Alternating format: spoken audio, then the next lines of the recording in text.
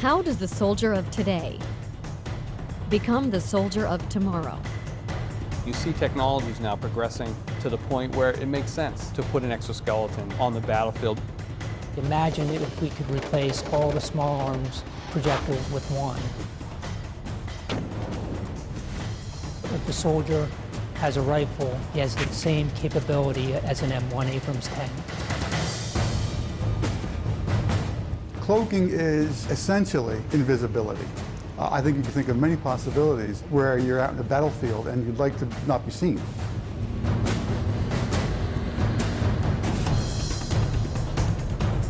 Making warfighters and their gear lighter, stronger, and safer with more firepower. Ensuring America's future soldier is a decisive weapon.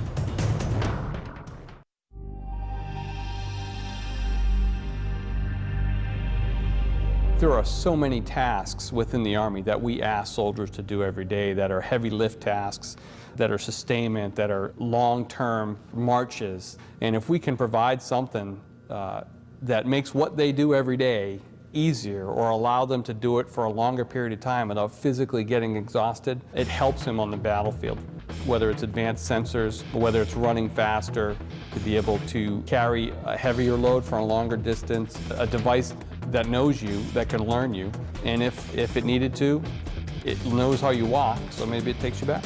There's so much potential, I think, when you provide a frame like that or some type of device for personal augmentation.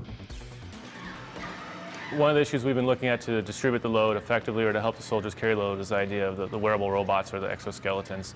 We looked at the full body exoskeleton as well as just strictly a lower body, and where the lower body is just carrying the backpack load, and a full body has the ability to either do that or carry a manual load carriage in the arms. At this point, the engineering has demonstrated that it can work. So the next question is, as physiologists and biomechanists come together with engineers, the question is how well will it work? If soldiers are expected to carry 120 pounds and walk at 3 miles an hour in the field, we're certainly going to evaluate it to that degree in the lab. And one of the things that we've gotten smarter with over the years is that you can't just take a novel piece of equipment and expect someone to wear it. So as we get smarter in our research protocols, we've been building in more and more learning time, familiarization. It's an interesting feedback that we get. Some of the soldiers felt like they were more used to carrying the backpack by itself without the device because that's what they're used to, whereas other volunteers felt like they'd rather feel the effects of the device than rather have to feel the effects of the load on their shoulders. We've tested 2 prior versions, and each time we're seeing incremental improvements in how well it works. Our long-range research plan is to be able to address things in a very isolated environment here in the lab, and then to grow that research out and start getting into the field more. You have to enhance the soldier's strength to enable him or her to carry what they need to carry, giving him a better fit to the equipment that we have and actually designing and building equipment around his needs. The exoskeleton is an option that we have. It can provide considerable strength to carry things. One of the disadvantages is cost. And the question is the maintenance. The question is who would be wearing the exoskeleton, on what missions.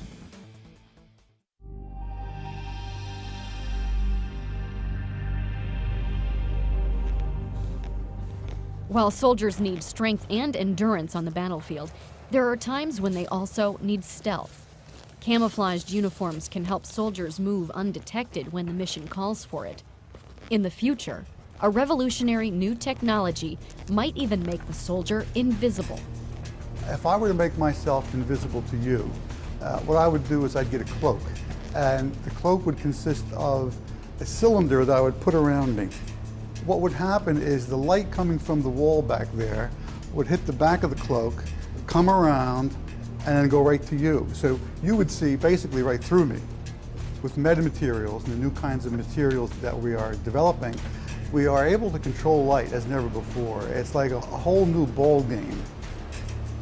You start with some sort of given material like silicon, let's say, or something like that, and then you embed it. You embed it with small nanoparticles or tiny gold rods or maybe even tiny slivers of semiconductors. Now, by making these metamaterials, we're able to control light in these new ways. All the textbook things you read about light are now wrong. We can do things that beyond all these limits. So what we have here is actual experimental data of a working cloak. This works at microwave frequencies. This region here is what you're cloaking? So this region inside is the cloak, what would be cloaked, and this out here is the cloaking material. This is a truly invisible device. It's not just transparent like a piece of glass, where you can see that there's a piece of glass there because it distorts the scene behind it. This actually perfectly reconstructs everything. The Duke group did a very important experiment when they verified these ideas using microwaves, long waves. It proved that the concept of cloaking, the concept of metamaterials, the transformation that was used to make the light go around, it proved all those things were correct. But its limitation is that it was at one specific wavelength and not a visible wavelength. So there's 1,000 challenges in bringing that up to the visible. One of the most advanced concepts is the conformal cloak. And that's like a blanket. That's something that you could put around any object. Now the thing about a tank is it doesn't change shape too much. It moves and so forth, but there you know the shape, and then you could design a conformal cloak that fits right on the metal and render it invisible. Anything that fits around a person or an object, so a shirt, it could be the uniform, or it could be a blanket they put around themselves. I think the applications are widespread. It's just that we're not ready to build things like that yet. They're just years off. It's going to be a while before soldiers have cloaking devices, but that's the ultimate goal.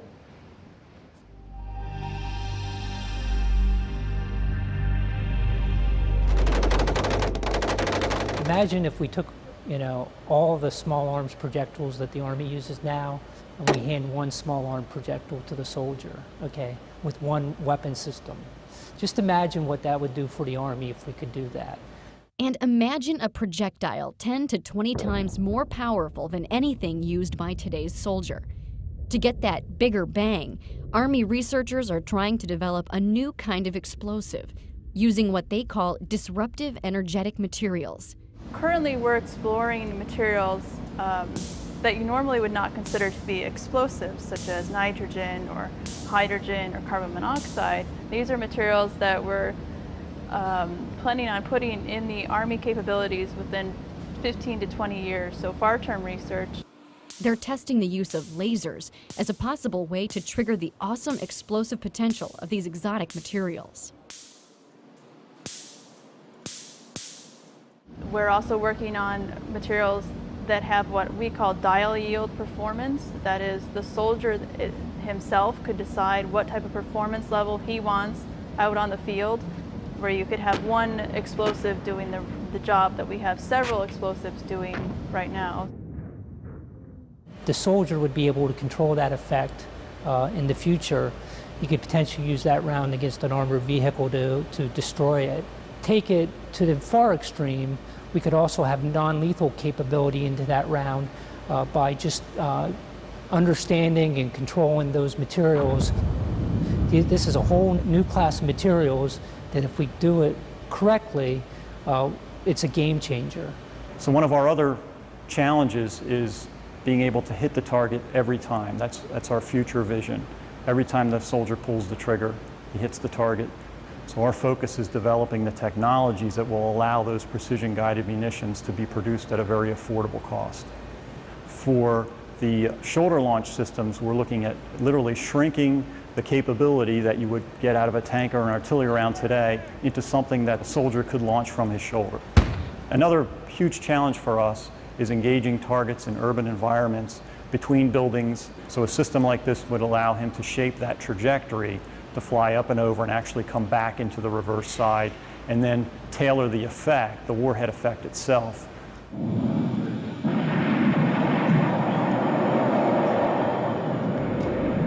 Full spectrum capability in the hands of the individual soldier. Tank-like lethality. So one round that would replace many, many rounds is where we see the future of lethality going.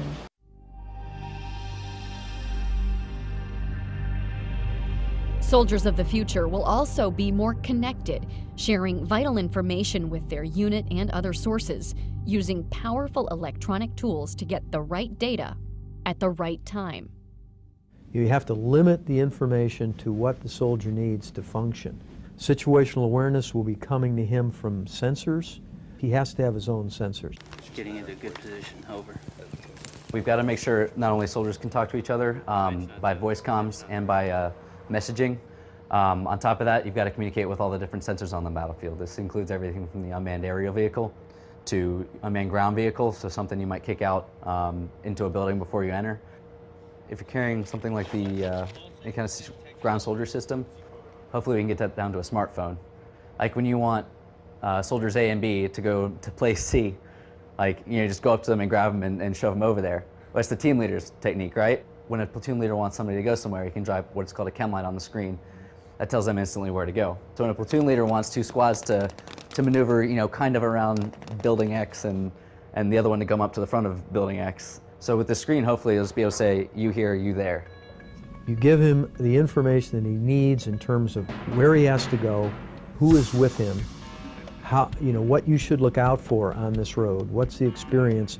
You would be able to sense infrared, sense invisible, have a receiver for your radar. You could put the optic, slide the optic off of your helmet, and the optic would tell you there is an unknown at 800 meters to your front, moving from left to right. So he could see the target, he could gain instant advantage in terms of situational awareness. He's got all the information he needs in a very compact form, either on his wrist, on an optic that comes across his face. Those are the kinds of things that would make his job much easier. For the most part, our target audience, it really is the individual soldier. That typically is, again, looking at developing the beginning stages of technology that is, for the most part, going to be used by the soldier on the ground. You can have applications that enable you to plan new routes in a more efficient manner. Ways in which you can display information coming from a forward operating base in a more efficient fashion. Or custom tailoring displays and custom tailoring technologies to the individual roles within a squad. So instead of everybody getting everything, then you have the right information in the hands of the right people at the right time. And all of that kind of builds together to make the soldier more efficient. As a result, we're looking at the brain and the body in the context of the mission. So we are really concerned with the soldier and their environment. And researchers are exploring the use of sensors to tap a soldier's brain power as a way to monitor and even improve their performance. These systems, by their nature, have to be located on the head, which means they have to be located under a helmet. When a soldier is subject to a blast or is subject to a ballistic event, a bullet that hits them in the head, well, those pieces of metal that would be inside of a helmet then become secondary projectiles. So any type of design that is dependent upon metallic sensors probably not going to be able to be deployed in helmet, in battlefield types of situations. So some of the things that we've been working on are foam-based sensors. So sensors that use conductive fabrics and conductive foams that can actually be part of the protective element of the system, and then they could actually be integrated with the foam padding of the helmet. It's critical for us to get the best sort of measurements that we can. So some of the sensor work that we're doing right now is really aimed at getting those measurement capabilities to a point where we can actually really use them in the real world as our soldiers are moving through urban operations, moving through cross-country terrain. And sometimes we can pull off signals from the brain that are that signify when when a person has, for example, identified a target and may not even be conscious that they have. The future soldier might even have the ability to control a computer device through a direct link to the brain, hands-free. One of the more straightforward applications that we can think of is how can we utilize brain signals to actually directly control our interactions with the computing system. The approach of brain-computer interaction technologies is to design systems that function naturally with the way in which soldiers' brains function, to effectively perceive and process information. when you actually do these types of brain-computer interaction interfaces, trying to take away the burden of manual interaction with the computer system, well, you know, it's actually quite effortful. So some of the things that we can do in the laboratory, obviously, they take some time. Army researchers are also focusing on new ways to keep the future soldiers' high-tech gear powered up and ready. You think about the soldier, you know, people are thinking about the soldier, what power requirements he has. You think about there's computing, there's communications, and there's displays, and I think all those arenas there's potential for reduced energy demand. We're trying to get to a 5-volt battery. That would potentially extend the capability of the battery by roughly 30%. Translate to soldier, you know, roughly 1/3 less batteries he'd have to carry, or 3 times mission duration for the same battery. A lot of our stuff right now on a sort of standard soldier gets powered by its own battery, but not all of it, not like all of the communications, for example. How do we go ahead and try to integrate all of those power sources, maybe into one common power source, or do some kind of breakout of some powered by each individual battery and some powered by a central power source? And what are the problems if we think even bigger than that and say, how do we power a mission? And how do we get a small combat unit or a tactical small unit? How do you distribute power among that squad? And how do you distribute parts of a power generator or something among that squad? You're losing some individual capability. The Army is putting together a doctrine called operational energy. And part of the doctrine says, hey, I want to be able to use energy more efficiently, reduce reliance on fuel and recharging and battery resupply. So I want to be able to produce and use energy locally wherever possible. So, this is where some of the alternatives come in. And then we're looking at some alternatives besides batteries. We're working here on fuel cells and some fuel cells that may be able to use a variety of different fuels. Even more sort of further out there might be developing wireless technology so that within a radius of whatever number of miles we need, everything in that radius will be powered without you having to do anything or carry anything.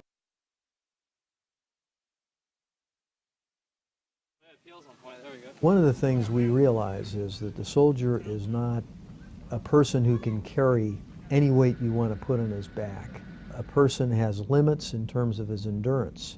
Our job is to really increase the capabilities for the soldier, but reduce the weight at the same time.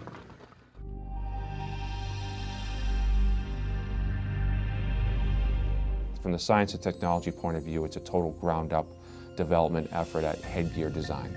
Lighter, stronger, more integrated. We want a streamlined solution that commanders can up armor or de-armor their soldiers depending on the mission.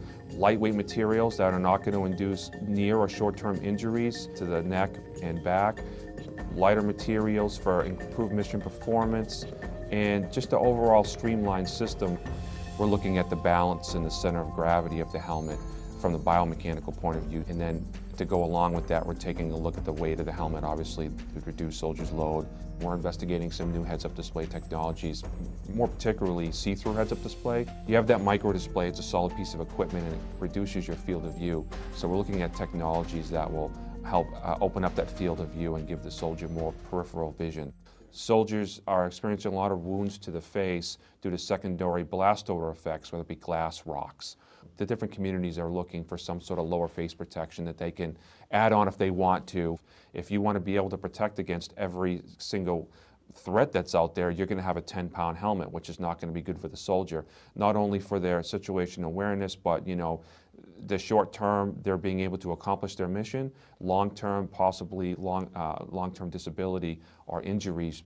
The idea is that we're always on the hunt for new materials that are going to give us a decisive advantage. The future helmet technology here we see largely in exploring new materials to address what we would consider new issues.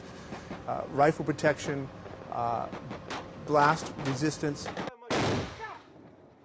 Historically, helmets have been designed for ballistic resistance. They have not been designed for blast. But as you know, it's an increasing concern, like what's the impact of blast on the soldier? And that's what we're exploring now, is how do we reduce the incoming impulse to the helmet and actually ultimately to the brain.